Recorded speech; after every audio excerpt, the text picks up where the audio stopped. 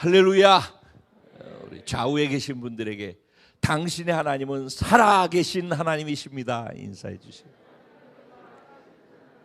네, 그렇습니다. 네.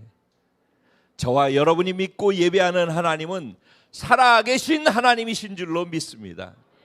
그 살아계신 하나님이 지극히 우리를 사랑하시는 사랑의 음성을 오늘 말씀을 통해서 함께 듣도록 하겠습니다. 은혜 받으실 하나님 말씀은 요한복음 1장입니다. 요한복음 1장 아주 짧게 잡았어요. 45절과 46절 두 절만 한 목소리로 함께 합독하도록 하겠습니다. 시작. 빌립이 나다나엘을 찾아 이르되 모세가 율법에 기록하였고 여러 선지자가 기록한 그 일을 우리가 만났으니 요셉의 아들 나사렛 예수니라. 나다나엘이 이르되 나사렛에서 무슨 선한 것이 날 수 있느냐. 빌립이 이르되 와서 보라 하니라. 아멘. 오늘 이 본문 말씀 가지고 하나님 나라의 중심이 된 변방의 갈릴리 바로 저와 여러분입니다. 제목으로 주시는 은혜를 나누려고 합니다.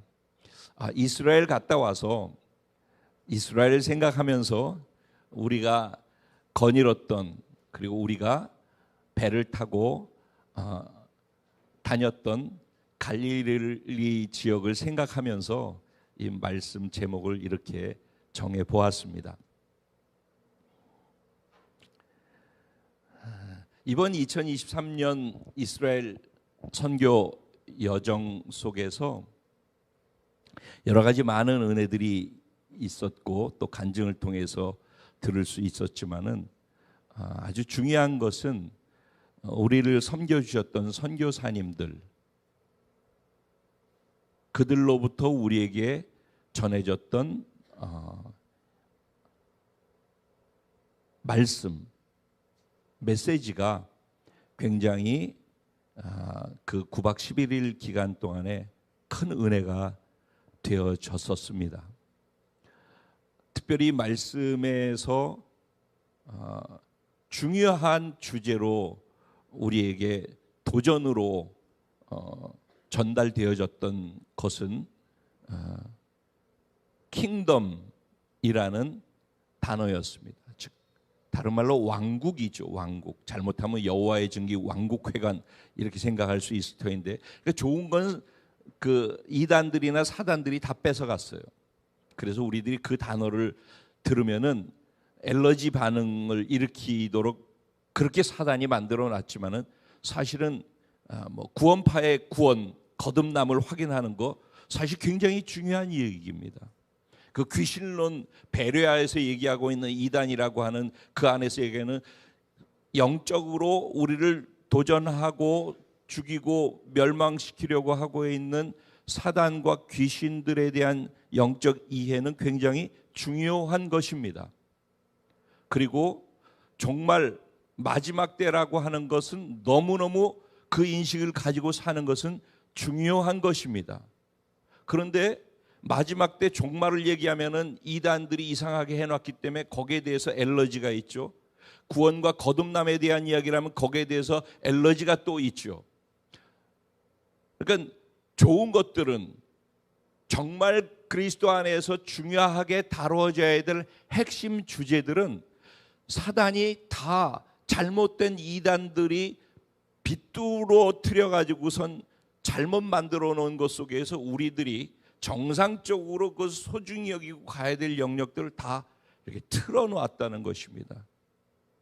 그 중에 하나가 무엇인가 하면은 왕국이라는 개념입니다. 다른 말로 얘기하면 하나님의 나라입니다.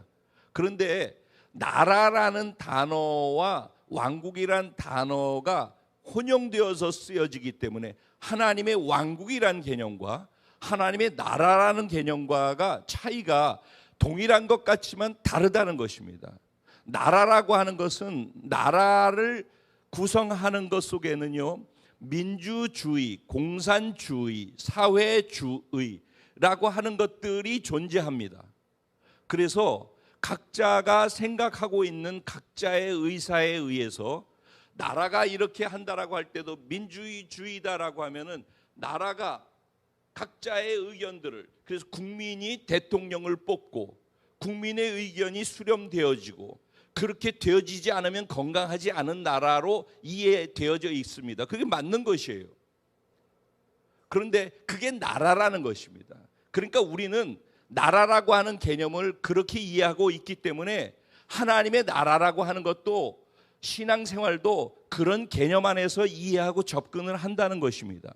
그러니까 하나님의 나라라고 하게 될 때는 우리가 생각하고 있는 나라의 개념으로서 하나님의 나라를 이해하기 때문에 하나님의 말씀을 들을 때 하나님의 말씀을 나라의 개념으로 이해하고 듣게 되어져서 내 생각은 이런데 내 생각을 관철시키려고 하는 것들이 당연히 나오게 되는 것입니다. 나라의 주인이 국민이고 내가 국민의 한 사람으로서 내 의견이 관철되어져야 된다라고 하는 것들처럼 말입니다. 그런데 나라가 아니라 왕국이라는 개념이 전혀 다른 것입니다. 아주 단순한 것입니다. 왕국이라고 하는 것은 왕이 그냥 다스리고 통치하는 것입니다. 한 사람이 그 왕의 결정에 의해서 왕이 말을 하면은 그것이 그 나라의 통치가 되어지는 것입니다. 그러니까 왕이 악한 왕이 되면 그 나라는 아주 고통스러운 나라의 삶을 살게 되는 것이고, 왕이 선한 왕이 되면은 그 선한 왕으로 말미암아서 그 나라는 선한 것들을 경험하면서 살아가게 되는 것이 왕국이라고 하는 개념의 특징인 것입니다. 그러니까 킹덤이라는 단어를 이해할 때 네이션이라고 하면 나라의 개념을 이해해 가지고서는 이해가 안 되는 것입니다. 그런데 예수 믿고 구원받아 하나님의 자녀가 됐다는 말에서 하나님의 자녀는 그 다음에 하나님의 백성이라고 하는 정체성을 갖고 살아가는 것이라고 우리는 이해하고 있지 않습니까? 그러면 하나님의 백성이라는 것은 하나님의 나라가 아니라 더 정확하게 얘기하면 하나님의 왕국 안에서 살아가는 자들이라는 얘기입니다. 하나님의 왕국이라는 것은 유일하신 하나님, 왕이신 하나님, 우리를 통치하고 다스리시는 분은 하나님 한 분이고, 그분이 말씀하신 것은 전적으로 그렇게 되어진다라는 것을 전제하는 것입니다. 그러니까 하나님의 백성이라고 하면은 하나님이 통치하고 다스리는 주권자이시다라고 하는 이 부분에 대한 정확한 정의를 자기 스스로 내리고 난 이후에 신앙생활을 해야지 흔들리지 아니하고 복잡하고 이상한 신앙생활로 그렇게 꼬이지 아니하게 된다는 것입니다. 우리는 무조건 하나님의 통치 가운데 살아가는 사람들입니다. 그래서 예수 믿으면 영이 살아나고, 영이신 하나님에게 속한 자들은 영이신 하나님의 말씀이 삶의 기준이 되어진다라고 말씀드리는 이유도 거기에 있는 것입니다. 그러니까 우리들의 예수 믿은 사람들의 삶의 기준은 하나님의 말씀인 것입니다. 그 말의 또 다른 의미가 바로 하나님이 왕이시고 왕이 통치하신다. 그래서 우리의 삶의 기준은 왕이신 하나님의 말씀이 기준이 돼야 된다. 그리고 그게 인정되어져야지 그 말씀을 따라 살아가게 되는 것입니다. 그러니까 적어도 내가 연약해서, 내가 힘들어서 그래서 그 말씀을 지금 따라가고 있지 못해요 라고 하면은 그래도 연약함으로서 그렇다라고 동의가 되어지는 거예요. 근데 내가 연약해서 못하는 것이지 하나님의 말씀이 맞는 거야 라고 하는 것과, 그래도 하나님은 어떻게 이럴 수 있어요? 우린 인간이고 이렇고 저렇고 이렇고 내 상황이 이렇고 그런데 어떻게 그럴 수 있어요? 라고 생각하는 것은 그거는 다른 얘기라는 것입니다. 신앙생활을 한다라는 것은 하나님의 말씀이 무조건 맞습니다. 그런데 내가 여건이, 상황이, 내 연약함이 그것을 아직 감당하지 못해서 너무 죄송하고 송구스러운데, 내가 언제나 하나님의 말씀을 따라 살기 위해서 연약한 나를 돌이켜서 하나님의 말씀을 쫓아가겠습니다. 이걸 뭐라고 하면 회개, 다른 말로 슈브라고 하는 것입니다. 히브리어로 돌이킨다, 무엇으로의 돌이킴이냐? 단지 한 개 한 개 한 개 한 개의 말씀을 따라가는데 말씀에서 벗어났기 때문에 그 말씀으로의 돌이킴을 넘어서서 더 크게는 하나님 왕국, 하나님의 통치로의 돌이킴이라는 것입니다. 내가 왕국에 속한 자로, 하나님 나라에 속한 자로서 어떤 방식으로 살아야 될지에 대한 동의에 내가 다시 그쪽으로 돌이키는 것, 그것을 회개라고 한다는 것입니다. 근데 그렇게 하려면은 하나님의 그러한 통치를 제대로 받으면서 왕국의 백성으로 살아가야지만 하나님의 권세와 능력 안에서 하나님이 주시는 은혜들을 비로소 경험하고 하나님의 공급과 하나님의 보호와 하나님의 인도 가운데 살아가게 되는 것입니다. 하나님의 백성으로 하나님 안에 있을 때 우리는 하나님의 공급을 받을 수 있고 하나님의 보호를 받을 수 있고 하나님의 인도를 받을 수가 있는 것입니다. 그러면은 그렇게 만들어가고 우리를 이끌어가는 백성이 하나님의 통치를 받는 수단은 무엇인가? 하나님이 하신 말씀이라는 것입니다. 그게 성경 말씀이라는 것입니다. 그것을 이번에는 하나님의 킹덤을 유지하는 데 있어서 우리가 놓치지 말아야 될 중요한 것이 무엇인가를 무엇으로 표현했는가 하면 언약이라는 단어로 표현을 한 것입니다. 하나님이 우리와 약속하셨다는 것입니다.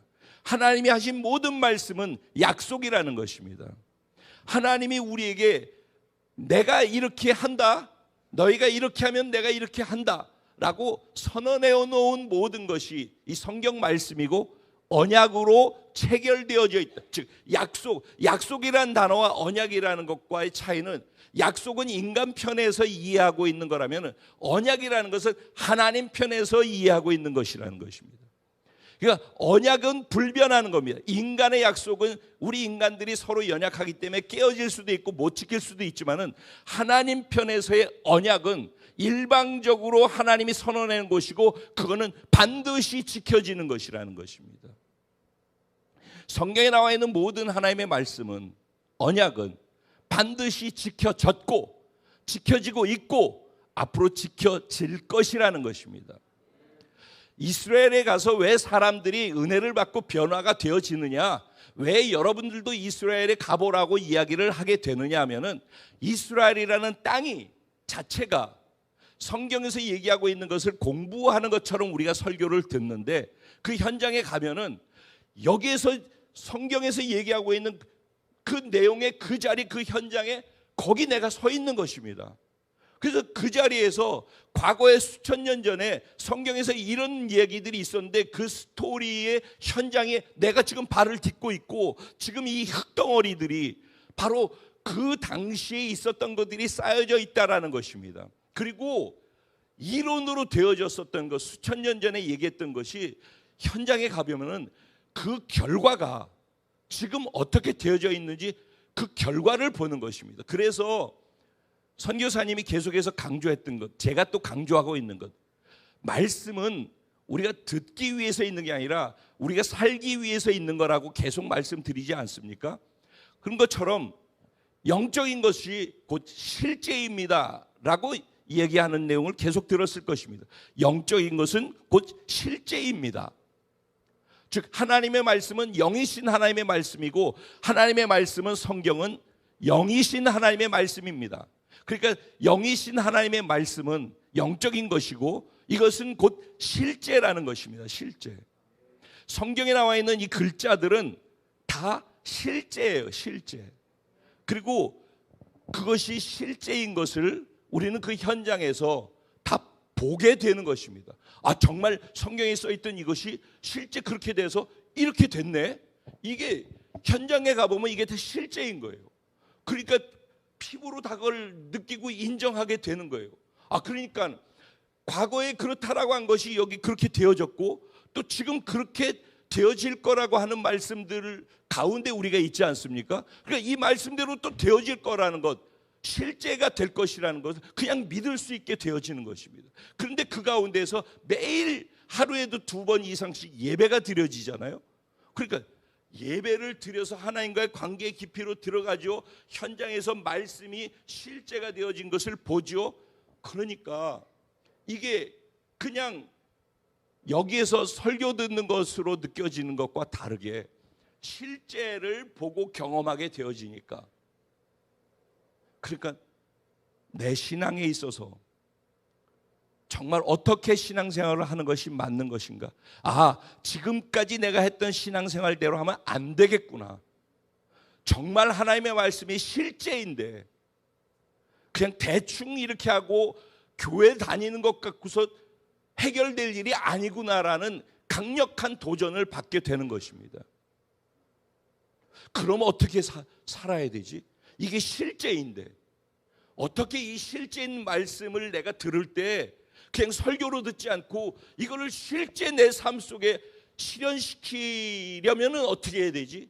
이 말씀대로 될 터인데, 그럼 내가 이 말씀을 실현하려면 어떤 부분을 어떻게 바꿔나가야 되지? 내 삶에 무엇부터 바꿔야 되지? 근데 내가 안 되는 부분은 이런 것인데, 그래서 예배와 기도가, 그 예배와 기도를 그분과의 인격적 관계의 깊이로 가게 만들어주는 도구로 쓸 줄 알아야 된다라는 말씀을 자꾸 드리는 것입니다. 자, 이게 이스라엘에서 있었던 아주 중요한 요소들이에요. 그래서 킹덤이란, 왕국이라는 개념에 대한 이해와 그 왕국은 왕의 말씀인 언약, 성경 말씀을 통해서만 이루어진다라는 것과, 우리가 성경 말씀을 들어 순종해야 되고 순종할 때만 왕의 통치가 내 삶을 통해서 흘러가서 왕이 약속한 말씀들을 경험하게 되어진다라는 거예요. 근데 그것이 왕의 말이 율법으로만 이해될 때는 그것을 해야 되는데 할 수 있는 힘이 내 안에 없어서 늘 좌절을 겪고 괴리감을 갖게 되어지는데, 내가 예배라고 하는 도구를 통하여서 그분과의 관계의 깊이로 들어갈수록 내 마음에서부터 사랑하기 때문에 율법적 요구를 넘어서서 사랑하기 때문에 할 수 있는 것으로 하나님의 말씀을 지킬 수 있어서 내 삶에 하나님의 통치가 좀 더 내 삶을 장악할 수 있도록 나를 열어드리는 기회가, 계기가 되어진다. 그러니까 통치, 킹덤 안에서의 통치, 그 다음에 그 통치를 이루어나가는 언약 하나님의 말씀, 그것을 이루기 위해서 예배와 기도가 얼마나 소중한 것인지, 이 세 가지 주제를 연결해서 이해할 때 이번 이스라엘 여정에서 있었던 핵심 꼭지점 은혜들을 여러분들에게도 함께 여러분의 것으로 주어지게 되리라고 믿습니다. 오늘 이 말씀을 지금 이 얘기와 함께 한번 또 다시 다른 관점에서 이해를 해 보도록 하겠습니다. 오늘 본문은 이 짧게 잡았지만은 요한복음 1장 전체를 이해해야지만 이 본문이 이해되어지는 그런 말씀이기도 합니다. 요한복음 1장의 시작은 태초에 하나님이 창세기 1장 1절에는 태초에 하나님이 천지를 창조하시니라는 말로 시작해요. 전에도 한번 말씀드렸어요. 창세기 1장 1절의 태초는 아무것도 없었던 무의 상태에서 시간과 공간과 물질이라고 하는 것이 생겨나기 시작하는 그 태초를 얘기한다라고 말씀드렸어요. 근데 요한복음 1장 1절의 태초에 말씀이 계시니라, 이 말씀이 하나님과 함께 계셨으니 이 말씀은 곧 하나님이시라라고 하는 이 태초는 그냥 영원 속에 존재하는 그냥 태초인 것이에요. 그러니까 창세기 1장 1절의 태초보다도 더 근원적인 태초, 그냥 영원에 속해 있는 태초를 이야기하는 것입니다. 그러니까 그 영원 속에서부터 뭐가 존재하고 있었대요? 말씀이 존재하고 있었대요. 그 말씀이 곧 뭐래요? 하나님이라고 선언하면서 요한복음은 시작되어집니다. 그러니까 요한복음이라고 하는 그 성경은 예수 그리스도가, 말씀이신 예수 그리스도가 육신이 돼서 우리 가운데 오셨는데, 그 예수 그리스도가 곧 하나님이시라는 것을 증명하기 위해서 기록해 놓은 거예요. 그러니까 처음 예수 믿은 사람들에게 성경 어디를 읽으면 좋겠습니까? 그랬을 때 구약에서는 시편과 잠언을 읽으시고 신약에서는 요한복음을 읽으십시오라고 하는 이유가, 요한복음을 읽다 보면은 거기에서 소개하고 있는 예수가 하나님의 아들, 우리를 구원하기 위한 구원자라는 것을 이해할 수 있게 되기 때문에 그래서 요한복음을 먼저 읽으십시오라고 소개를 하는 것입니다. 그럼 여기에서 이렇게 이야기를 합니다. 태초에 말씀이 계셨다. 이 말씀이 곧 하나님이시다. 이 하나님 되신 말씀이 세상에 빛으로 우리에게 다가왔다. 그래서 어두움 가운데 있는 이 세상에 빛을 비추어 주셨다. 그게 말씀이라는 거예요. 그런데 말씀이 비추어졌는데 빛으로 세상이 어두움 가운데서 말씀을 받아들이지 않았다는 거예요.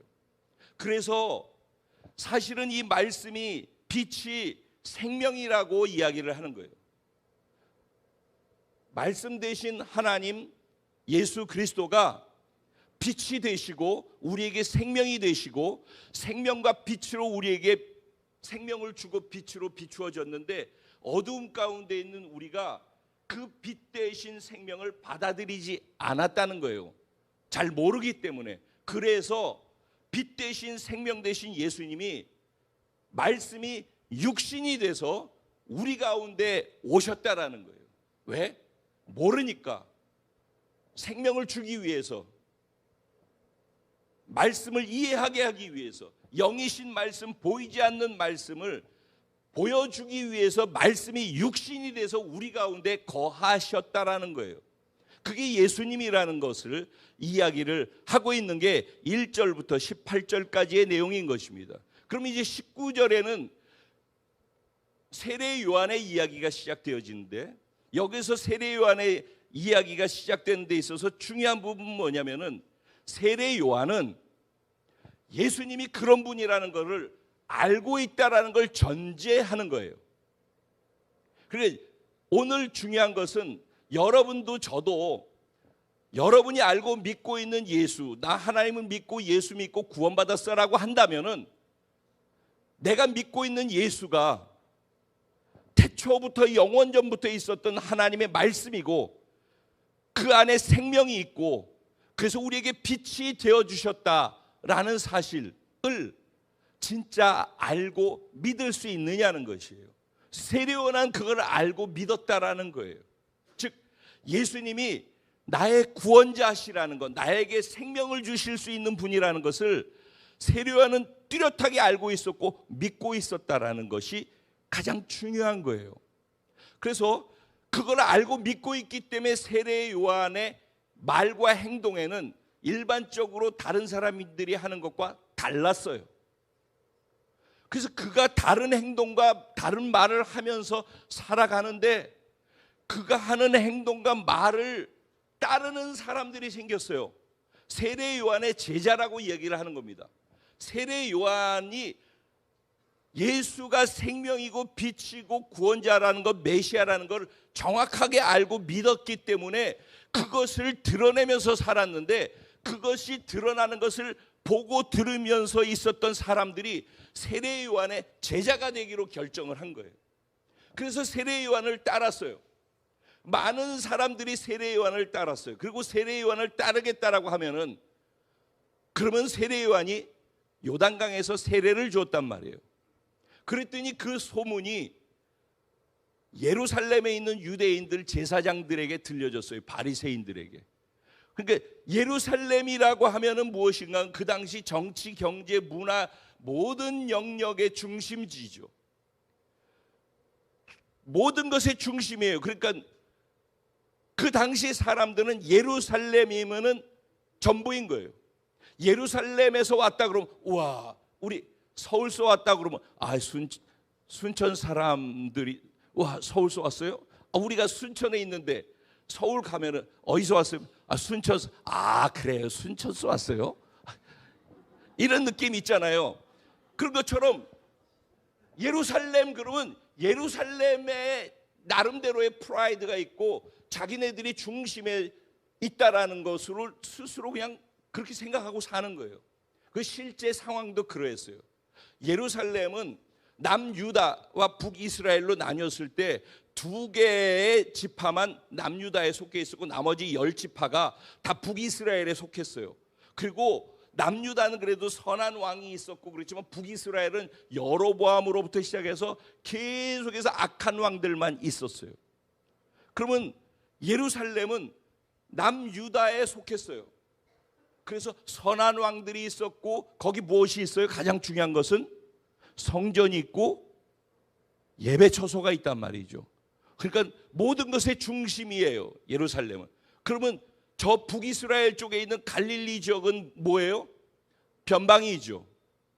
거기는 북이스라엘에 속해 있었고 타락한 자들, 우상을 섬기는 자들, 그리고 이방 나라한테 점령당해 가지고 살을 섞고 피를 섞어 가지고 혼혈아들이 있는 곳, 뭐 이런 식으로 생각해 가지고 거기는 안 좋은 곳.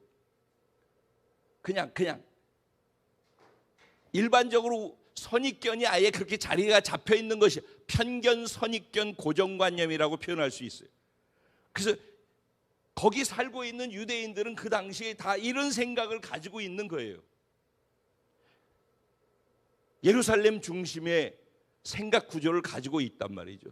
그런데 예루살렘 아닌 곳에서 세례 요한이라는 사람이 막 자기가 만난 예수 그리스도를 삶으로 표현해내고 드러내고 이상한 행동들을 하는데 자기들이 이해할 수 없는 거죠. 그리고 왜 유대에서 여기 예루살렘에서 행하는 자기들의 중심인데 중심 아닌 쪽에서 그런 일을 하고 있는 거야. 그러니까 도대체 너 뭐야?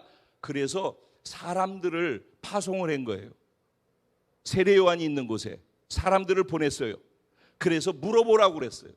도대체 너는 누구냐? 네가 누군데 그런 일을 하느냐? 라는 질문들을 던진 거예요. 그게 19절부터 쭉 나와 있는 내용이 그 내용이에요. 너는 누구냐 도대체? 여러분들에게 너는 누구냐라고 질문을 던진다면 여러분들은 나는 나다라고 하면서 얘기할 게 있다면 무엇을 얘기하시겠습니까? 세례 요한은 넌 누구냐? 네가 그리스도냐?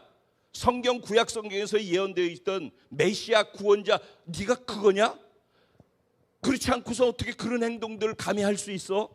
라고 질문을 던진 거예요. 그랬더니 난 그리스도가 아니다 그래요.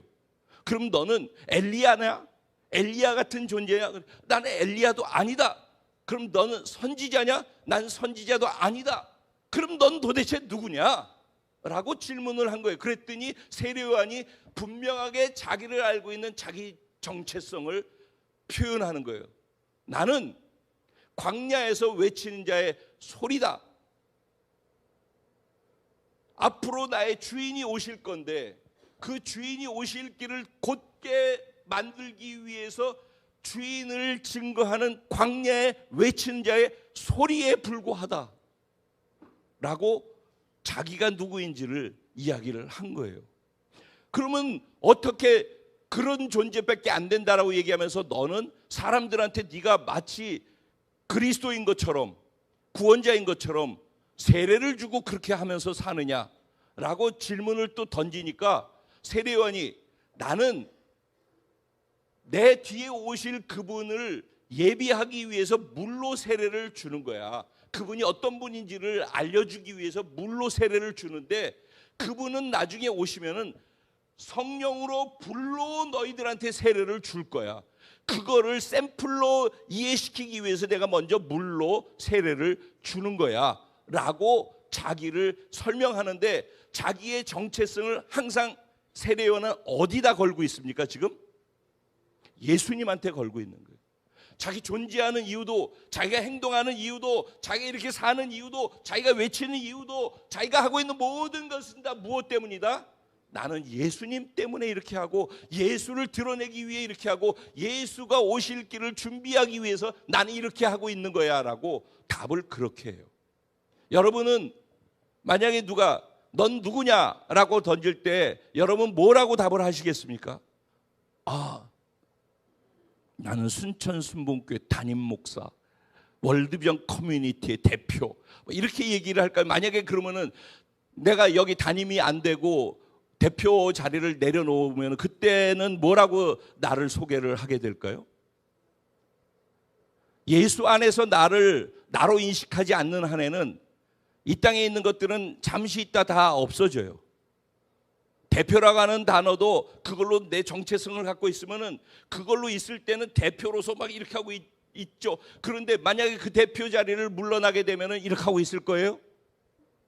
대표가 됐든 이렇게 하고 있든 뭘 하고 있든지 예수 안에서 내가 누구인지를 발견하는 것, 이게 정체성이라고 하는 것입니다. 바라기는 예수 안에서 내가 어떤 존재인지를 정확하게 정리할 수 있고 그걸 믿고 붙잡고 그것 때문에 살아가는 그런 존재로 살아가는 은혜가 저와 우리 모든 공동체에 속해 있는 한 분 한 분에게 있게 되기를 주님의 이름으로 축원드려요. 오늘 이 내용이 오늘 본문에서 짧은 2절에서 읽은 내용에 나와 있는 거예요. 자, 세례요한이 이렇게 얘기를 했어요. 그랬더니 세례요한을 쫓아냈던 제자들이 쭉 있었잖아요. 근데 어느 날 세례요한이 자기 앞에 어떤 사람이 지나가는데 그 사람을 향해서 보라, 우리의 세상 죄를 지고 가는 하나님의 어린 양이다 라고 얘기를 하는 거예요. 그러니까 저 사람이 메시아다 이렇게 얘기를 한 거예요. 그러니까 요한의 제자들이 나는 스승이 나의 스승이라고 생각했는데 우리 스승이 바로 저분이 세상 죄를 지고 가는 어린 양, 즉 우리를 구원할 메시아라고 그러네. 진짜인가? 이렇게 된 거예요. 그런데 그 다음번에 그 이튿날이라고 나와 있어요. 그 이튿날 또 예수님이 지나가는 거예요. 그러니까 두 제자와 함께 있었는데 두 제자가 있는 데서 봐라, 저분이 바로 세상 죄를 지고 가는 하나님의 어린 양, 즉 우리의 구원자 메시아야라고 또 얘기를 한 거예요. 그랬더니 그 얘기를 두 제자가 듣고 있다가 예수님을 따르게 되어진 거예요. 그 얘기를 듣고서. 그리고 예수를 쫓으면서 따라다니니까 예수님이 니들이 나한테 무엇을 구하느냐? 라고 질문을 던졌더니만은 그들이 어디 사셔요? 라고 질문을 또 한 거예요. 그랬더니 묻지 말고 와서 봐라 라고 얘기를 한 거예요. 그 두 제자가 누구인가 바로 뒤에 보면은 그 중에 하나가 안드레라고 이야기를 하고 있어요. 안드레가 자기 바로 형제인 베드로에게, 여기서 시몬이라고 얘기하죠. 시몬에게 가서 자기가 만난 예수를 전하는 거죠. 바로 어저께 예수를 만났어요. 그리고 그가 나를 구원할 메시아라는 것을 그는 받아들였어요. 그러자 자기가 구원자 메시아를 만났다라고 확신되어진 바로 다음 날부터 가장 가까운 사람 자기 가족에게 예수를 전하는 거예요. 안드레의 가족이 누구라고요? 형제가 베드로, 시몬 베드로. 베드로가 구원받은 것은 그러니까 안드레의 전도를 통해서라는 거예요. 안드레가 뭐라고 얘기를 해요? 내가 메시아를 만났다는 거예요. 메시아를. 여러분 이렇게 돼야지 구원이에요. 예수가 나의 구원자다. 나는 메시아 예수를 메시아로 구원자로 만났어. 내가 만난 메시아를 너도 만나보지 않을래?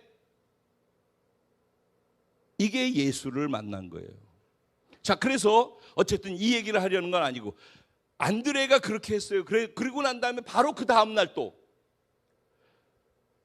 예수님이 지나가다 빌립이 있으니까 빌립 보고 빌립아 너 날 따라라 그랬어요. 그때 빌립이 예수님을 따랐다라고 얘기를 해요. 그러니까 학자들은 이렇게 얘기를 해요. 지금 세례요한의 두 제자가 보라 하나님의 어린 양이다라고 했다고 그랬잖아요. 그 얘기를 누구가 들었다고요? 두 제자가 들었다고 했죠. 그 중에 하나가 누구라고요? 안드레라고 그랬잖아요. 나머지 하나가 누군가 빌립으로 이해를 하는 거예요. 학자들은. 그렇기 때문에 빌립이 이미 그 내용을 알고 들었기 때문에 예수님이 지나가다가 빌립을 보고 날 따라라 그러니까 그냥 따랐다라는 거예요. 그래서 빌립도 두 제자, 세례요한의 제자로 있다가 예수를 따르게 된 사람이다라고 보면 되고, 오늘 본문은 그 빌립이 안드레가 베드로를 전도했던 것처럼 빌립이 나다나엘을 전도하는 내용 속에서 나오는 한 그 대화의 내용을 제가 뽑아가지고 오늘 본문에 요절로 삼은 거예요. 자, 그러면은 요 얘기에서 어떻게 얘기가 진행되어지는가? 빌립은 안드레와 베드로와 한 동네 벳세다 사람이라 그랬어요. 그죠? 벳세다 사람이다. 그러면서 45절에 빌립이 나다나엘을 찾아 이르되 모세가 율법에 기록하였고 여러 선지자가 기록한 그 일을 우리가 만났으니 라고 얘기를 해요. 그러면은 빌립이 뭐를 만났대요? 그 일을 만났대요. 그 이가 누구래요? 모세가 율법에 기록한 그 이. 신명기 18장 15절 말씀을 보게 되어지면은 모세가 예언처럼 얘기한 내용이 나와요. 뭐라고 나와 있냐면은 내 하나님 여호와께서 너희 가운데 내 형제 중에서 너를 위하여 나와 같은 선지자 하나를 일으키시리니 너희는 그의 말을 들을지니라 라고 하는 이 말씀이 나와요. 결국은 모세와 같은 이스라엘을 구원할 구원자가 하나님께서 보내셔서 나타날 건데 너희는 그의 말을 들으라 하는 게 바로 모세가 예언한 그 메시아가 내가 지금 만난 그 이라는 얘기를 하는 거예요. 그리고 여러 선지자들이 계속해서 선지서에서 구약에서 계속 강조했던 건 뭐예요? 메시아가 나온다. 이사야도 마찬가지죠. 지금 너희가 고통당하고 어려움 당하고 있지만 메시아가 올 거야. 그 메시아가 너희를 구원할 거야. 계속해서 구약 성경은 오실 메시아 구원자에 대한 것을 계속 예언하고 강조하고 있거든요. 근데 그 강조했던 오실 메시아 구원자 그 일을, 모세가 예언했던 그 일을 내가 만났다라는 거예요. 내가 만났다. 빌립이 만난 예수는 그런 메시아 구원자로서 만났단 말이에요. 마치 안드레도 내가 메시아를 만났다라고 한 것처럼 빌립도 내가 구약 성경에서 예언되었던 그 메시아 구원자를 내가 만났다라는 거예요. 내가 만났다. 그러니까 너도 그 예수를 만나보지 않겠느냐. 지금 그 얘기를 하고 있는 거예요. 그런데 그렇게 전하니까 뭐라고 얘기를 해요? 나다나엘이 이르되 나사렛에서 무슨 선한 것이 날 수 있느냐 이렇게 얘기를 하는 거예요.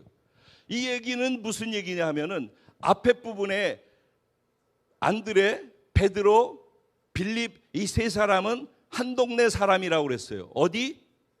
벳사이다 사람이라고 그랬어요. 요한복음 11장의 20절 21절에 보면은 거기에 이런 내용들이 나와요. 만약에 너희가 내가 소돔과 고모라에, 내가 두로와 시돈에다가 너희한테 행한 것처럼 행하고 기적을 베풀고 너희에게 말했던 것처럼 그렇게 말했더라면은 그들이 나를 믿는 게 더 많아졌을 것이고 그들이 돌이키는 것이 더 많아졌을 거야. 근데 너희들에게 가서 내가 은혜를 베풀고 기적을 베풀고 수많은 이야기들을 해 주었는데도 불구하고 너희가 나를 따르지 않았어. 그래서 아주 악한 자들아라고 얘기하는데 거기에 가버나움, 벳세다, 나사렛 이런 내용들이 다 나와요. 그러니까 하나님의 말씀을 듣고 하나님의 기적을 경험하고서도 마치 하나님의 말씀을 듣지 않았기 때문에 순종치 않고 불순종했던 소돔과 고모라나 아니면 가버나움 아니면은 두로와 시돈 이방 나라 사람들처럼 그렇게 행동한다는 거예요. 말씀을 듣고 기적을 경험하고서도 마치 그걸 듣지 않은 사람들이 행동하는 것과 똑같이 한다면 그것은 그들이 받을 벌보다도 너희들이 심판을 받을 땐 더 큰 심판을 받게 될 것이다. 이런 얘기를 하는데 거기에 뭐가 껴요? 나사렛, 벳세다 다 어디에 속한 거예요? 갈릴리 호수 주변에 있는 도시들이에요. 지금 나사렛도 갈릴리 주변에 있죠. 갈릴리 주변에는 벳사다도 있고 나사렛도 있고 가나도 있고 가다랴도 있고 뭐 여러 우리가 알고 있는 그 지역의 이름들이 갈릴리 호수를 주변으로 해서 쭉 있는 거예요. 근데 이 갈릴리라고 하는 것이 아까 말씀드린 것처럼 유다 예루살렘과 북이스라엘의 우상 섬기고 이 세상 것들과 같이 섞이고 그래가지고 하나님 말씀 듣지 않고 지멋대로 하나님을 대체하는 대체물을 갖다 놓고 이렇게 했던 북이스라엘의 그 상징적인 것으로 여겨지는 것들이거든요. 그러니까 갈릴리 주변이라 하면은 이스라엘 사람들에게는 거기는 그런 존재들이 사는 곳이라는 게 이게 깔려 있는 거예요. 그런데 하물며 이제 내가 메시아를 만났다라고 얘기를 하는데 거기까지만 얘기했으면 좋았을 터인데 요셉의 아들 나사렛 예수 이렇게 얘기하니까 내가 알고 있는 요셉 걔? 그 목수하고 석공 걔 아니야? 그런 저기 허접한 데서 뭐가 나와라고 생각을 하는 거고 더군다나 나사렛 그 당시에 로마에 기지촌이 있던 곳이에요. 그리고 기지촌 하면 어떤 분위기인지 아시죠? 그러니까 나사렛이 그건 더 말할 것도 없잖아. 그런 형편없는 곳에 어떻게 메시아가 나올 수 있어라는 생각을 하는 거예요. 이런 사상은 다른 데서도 보여져요. 요한복음 7장에 보면은 예수님께서 초막절에 나타나셔가지고 초막절에 물길로 가고 막 이렇게 하는 상황 속에서 뭐라고 얘기해요? 내가 주는 물을 마시는 자는 결코 목마르지 않을 거야. 목마른 자들 내게 와서 마셔. 이렇게 말씀하시는 내용들이 요한복음 7장에 나오죠. 이건 말씀으로도 전에 한번 전했던 기억이 있어요. 근데 그렇게 얘기를 하는 걸 듣고 어떤 사람은 저 사람이 그리스도 아니야? 그랬더니 뭐가 그리스도야? 선지자구만. 그랬더니 선지자도 그리스도 아니야? 뭐 저런 게 다 있어? 라고 얘기하는 사람들이 있었다는 거예요. 그러니까는 니고데모가 밤에 몰래 찾아와서 예수님 만났던 사람이 있잖아요. 그 니고데모가 그 가운데에서 너희는 어떻게 그럴 수가 있어? 저 사람이 어떻게 행동하는지 저 사람이 하는 말과 행동을 같이 보고 난 다음에 그 다음에 얘기를 해야지 어떻게 그 사람이 하는 행동도 보지 아니하고 함부로 결론을 내릴 수 있어라고 공평한 말을 한 거예요. 그러니까 그 말을 듣더니만은 그 주변의 사람들이 뭐라고 얘기해요? 너도 갈릴리에서 왔냐? 갈릴리에서 뭔 선한 게 나오고 선지자가 나올 수 있단 말이야. 이렇게 얘기를 하는 장면이 나와요. 그게 7장 50절에서 52절에 보면은 그런 내용들이 나와요. 그러니까 결국은 뭐예요? 사람들 뇌리 속에 뭐가 있는 거예요? 고정관념으로 갈릴리 쪽 근처에는 선한 게 나올 수 없어. 거기에 뭔 선지자가 나와. 이렇게 생각을 하고 있었단 말이에요. 그 당시. 근데 그 모습이 오늘 어쩌면은 이 땅에서 살고 있는 저와 여러분의 뇌리 속에도 그런 고정관념들이 들어와 있는지 모른다고요. 서울서 왔습니까? 서울서 왔다 그러면 좀 괜찮아. 우리가 순천에서 있다가 서울로 가면은 어디서 왔어? 저 전남 순천에서. 순천? 이런 느낌이. 근데 알게 모르게 세상이 그러니까 우리도 우리 스스로를 그렇게 생각할 수 있어요. 지금 나다나엘은 어디 사람이냐면 가나 사람이에요. 가나. 나다나엘 그도 갈릴리 사람이라는 거예요. 자기가 갈릴리 사람이면서 갈릴리는 선한 것이 나올 수 없다라고 스스로 생각하고 사는 사람. 여러분은 어떠십니까? 여러분의 정체성은 갈릴리나 나사렛에 있습니까? 순천에 있습니까? 아니면 여러분의 학벌에 있습니까? 여러분이 가진 재산이나 명예에 있습니까? 다른 사람들이 여러분이 인정해 주는 말에 있습니까? 여러분의 여러분됨은 어디에 근거와 뿌리를 두고 있습니까? 그 모든 것은 세상 진화론적 세계관에 의해 가지고 네이션이라는 개념 안에서 흘러온 것들을 먹었기 때문에 나오는 생각들인 것입니다. 하나님 관점에서 성경적 세계관을 갖고 있는 사람들은 하나님 안에 나를 두고 그 안에서의 나를 고백하게 되어 있는 것입니다. 그러니까 자기 자신을 예수 그리스도와 하나님 안에 걸지 못하는 사람은 교회를 다니더라도 하나님 안에서 주어지는 안정감을 누릴 수가 없는 거예요. 여전히 네이션 개념에서 세상 사람들하고 비교하고 세상 사람들의 말에 휘둘리고 그것과 비교해서 열등감 아니면 우월감 안에 빠져서 불안정하고 늘 흔들리는, 지난번에 요동치 않는 신앙 믿음 얘기했던 것처럼 계속 요동할 수밖에 없어요. 왜? 뿌리가 하나님께 확정돼서 오직 하나님께로 고리가 걸린 사람들에게는 어떤 상황 속에서도 요동치 않고 흔들리지 않고 나의 나됨은 하나님이 보시는 나에게 있습니다 라고 할 수 있어요. 근데 그렇지 않은 경우에는 모든 뿌리가 다른 데 걸려 있기 때문에 그 상황을 통해서 나를 인식하려고 한단 말이죠. 그 상황은 언제나 요동하거든요. 그 상황 속에서 나를 찾고 발견하려고 하면은요, 요동하고 있는 것 속에서 요동하는 나밖에 얘기할 게 없어요. 그럼 넌 누구냐라고 할 때 요동하는 것에, 월드비전 커뮤니티라고 하는 요동하는 것에 걸려있대. 아니면 내가 좋은 직장을 다니고 좋은 학력을 가지고 있는 거기에 걸려 있어요. 지금 가지고 있는 재산이나 내가 쌓아놓은 것, 거기에 내가 걸려 있어요. 근데 만약에 그 쌓아놓은 것이 무너지면 내가 없어지는 거죠.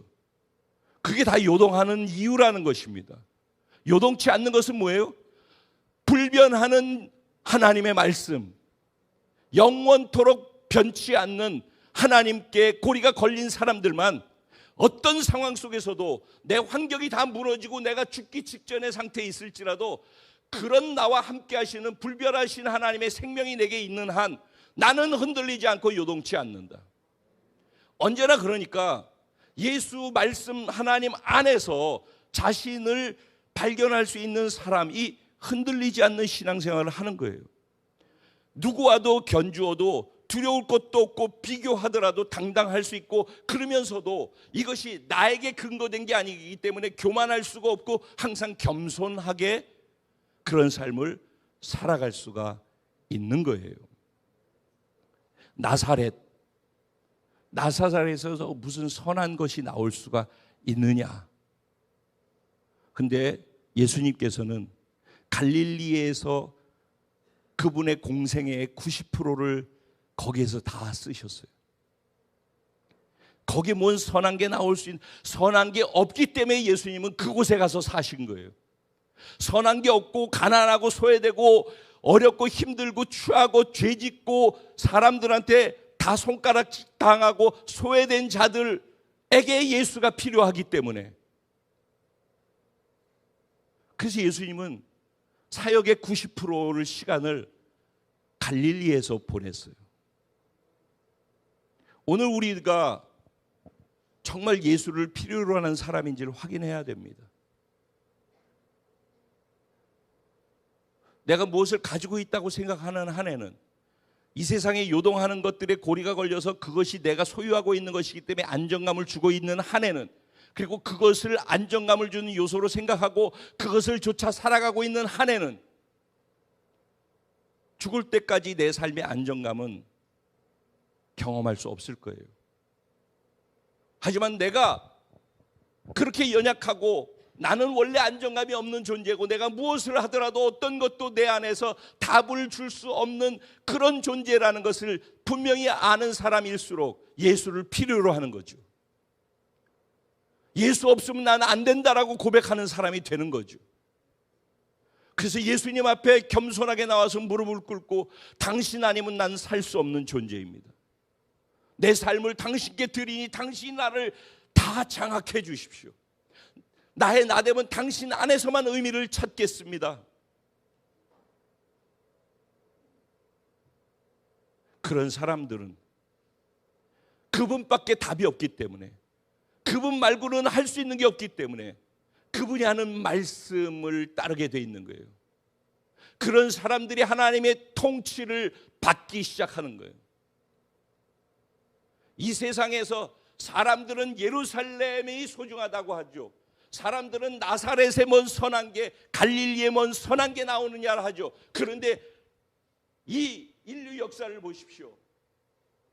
어느 장소였는가가 중요한 것이 아니라 그 장소에 예수 그리스도와 함께 계셨느냐가 중요하다고. 전라남도 순천에 있지만 주소를 쓰면 언제나 우리는 해령면 상삼리지만, 순천 해령면 상삼리에 살고 있지만 내가 살고 있는 이 자리에 내가 예수와 함께하고 있으면은 이 자리가 우주의 중심인 거예요. 내가 하나님의 말씀에 통치를 받고 순종하기만 하면은 순종하는 그 사람이 하나님 나라의 중심인 거예요. 하나님이 그 사람을 쓰기 원하시는 거예요. 지금 이 세상은 혼돈 가운데 있고 세상 네이션이라고 하는 가치 속에 세계관의 진화론적 세계관의 가치관을 두고 요동하면서 살아가고 있어요. 그리고 믿는 자들도 교회 다니면서 그것 그것을 부러워하고 그것을 쫓아 살고 있어요. 그렇기 때문에 이 세상에는 빛이 없고 답이 없는 거예요. 교회 안에 있는 저와 여러분들이 말씀에 내 삶의 기준을 둬야 되는 거예요. 성경적 세계관 안에서 성경적 가치를 가지고 하나님의 나라의 통치 가운데 들어가서 하나님의 말씀에 순종하면서 살아가는 자들을 통해서 하나님이 이 땅의 희망을, 불꽃을 사람들한테 비추이게 되는 거예요. 그 사람이, 그런 사람, 하나님의 통치, 하나님의 말씀이 작동하고 있는 사람을 하나님은 쓰시는 거예요. 그 사람이 있는 자리를 우주의 중심축으로 두고 우주를 돌리시는 거예요. 저는 적어도 그렇게 믿어요. 그리고 저는 그렇기 때문에 이 교회를 통해 하나님이 하실 일들을 하신다라고 감히 믿고 살아가고 있어요. 저는 저와 함께 여러분들이 하나님의 말씀의 통치를 받기를 간절히 소원합니다. 더 이상 우리는 변방의 순천이 아니에요. 변방의 갈릴리가 아니라 말입니다. 하나님의 통치 가운데 순종하고 살아가는 자들이 우주의 중심이 돼요. 왜냐? 하나님의 통치를 받는 그곳이 하나님의 나라이기 때문에, 바로 그곳에 하나님의 보좌가 있기 때문에. 오늘 저와 여러분이 오늘 말씀을 듣고 함께 예배하고 있는 월드비전 커뮤니티에 속해 있는 모든 예배자들이 하나님의 말씀의 통치를 받는, 하나님의 왕권이 바르게 세워지는, 그래서 하나님이 나를 통해서, 나의 순종을 통해서 드러나게 되어지는 그런 은혜가 있기를 소원합니다. 그러려면 하나님을 생명으로 만나야 돼요. 하나님 위에 다른 답이 없다라고, 내가 메시아를 만났다라고 분명하고 뚜렷하게 그분을 만나야 해요. 빌립도 안드레도 그렇게 만났어요. 그래서 예수님께서 그러시잖아요. 와서 보라. 남이 한 말만 듣고, 세례 요한이 한 말만 듣고 그리고 나를 따르지 말라는 거예요.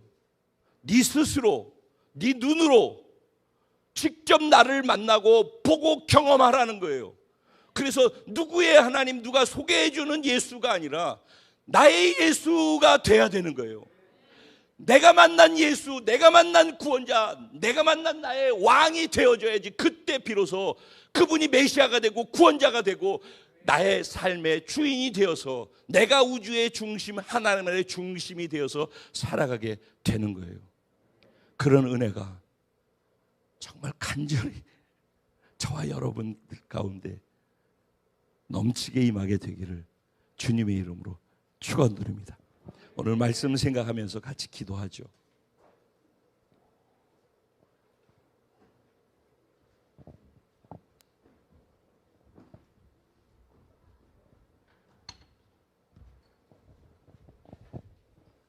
세상은 우리가 가진 것, 우리가 있는 장소에 따라서 구분하고 차별하고 고정관념으로, 선입견으로, 편견으로 이렇게 나누어 세우려고 합니다. 세상은 그렇습니다. 사단이 씌워놓은 프레임 안에서 길들여져서 살아가고 있기 때문에 그렇습니다. 적어도 저와 여러분은 예수 그리스도를 믿고 하나님을 예배하며 살아가는 우리들은 성경적 세계관 속에 하나님 나라의 가치를 갖고 사는 자들입니다. 하나님의 말씀이 내 삶의 중심축이 되어서 그 말씀 따라 순종하고 살아갈 때에만 나의 나됨이 있다라고 확신하면서 이게 결정되어야 되고 이 내 삶에서 선택되어져야 합니다. 이게 두리뭉실해가지고 교회를 다녀가지고서는 계속 이 세속적 가치관과 충돌을 하게 되어지기 때문에 신앙생활을 생동감 있게 할 수가 없습니다. 하나님, 내가 분명하게 하나님을 경험하게 해주십시오. 그리고 뚜렷하게 하나님을 선택하게 해주십시오. 다른 어떤 것도 영향받지 않고 어떤 상황에서도 오직 예수 그리스도 하나님의 말씀의 통치만을 받으며 살아가겠습니다. 흔들리지 않겠습니다. 내가 당신의 말씀 앞에는 언제든지 무릎을 꿇고 그 말씀을 높여드리겠습니다. 당신이 나를 통치하고 다스려 주셔서 내 삶에 당신의 나라가 드러나게 하여 주시옵소서. 그런 나의 삶을 통해 예수 그리스도가 드러나게 하시고 예수 그리스도가 증거되게 하시고 예수가 선포되어지게 하여 주옵소서. 예수를 이렇게 만났을 때만 곧바로 다음 날부터 그 예수를, 내가 만난 예수 메시아를 만나보라고 외칠 수 있는 것처럼 나도 그런 예수를 그렇게 만나서 그렇게 외칠 수 있는 삶을 살게 하여 주시옵소서. 우리 주님의 이름을 한번 부르고 잠시 마음을 다해서 주님께 기도하며 나갑니다. 기도드리겠습니다. 주여